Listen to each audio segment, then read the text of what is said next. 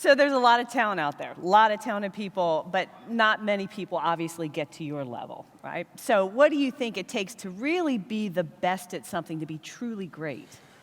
Well, I think in any field, and there's a couple of things I think that would be have in common would be you certainly got to have ability, right?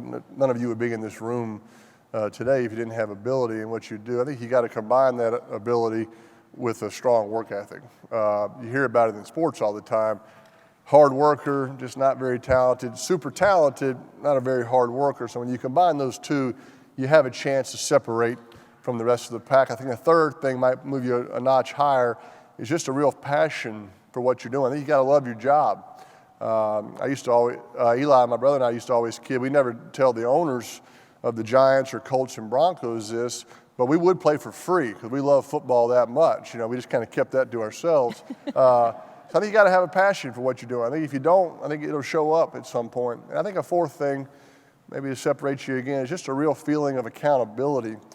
That there are a lot of people counting on you to do your job, and you don't want to let them down. That's what always kind of drove me, that people were counting on me.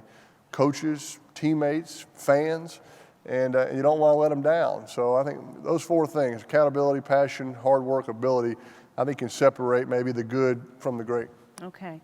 And so you have a reputation, obviously, for being one of the most prepared quarterbacks in the league, and that your willingness to prepare, the detail level that you went to, was second to none. So can you talk about that a little bit, including like where did you learn to do that, and how did you develop that habit?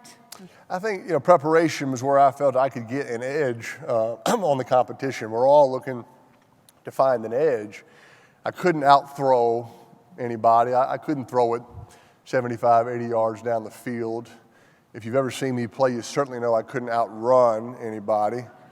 I had a coach tell me once that I couldn't run out of sight in a week. That was nice.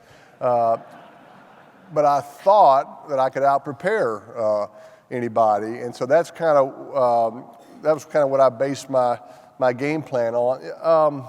My dad was always giving me quotes, Robin, as a kid, from a lot of sports figures. He gave me a quote when I was 14 years old. Great coach for the Pittsburgh Steelers, Chuck Noll, once said that pressure is something that you feel only when you don't know what you're doing.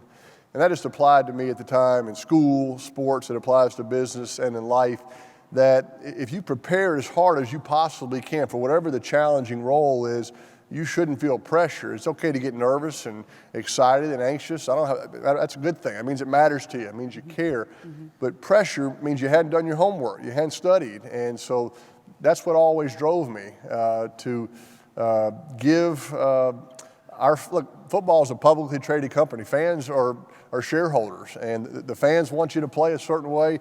Our team expects to play a certain way, and so preparation was what I could kind of hang my hat on, and studying the opponent, studying my own team, and studying lots of film of myself, constantly looking for the little things that just might make a difference. Football is an interesting profession. You are being constantly graded and evaluated every single day.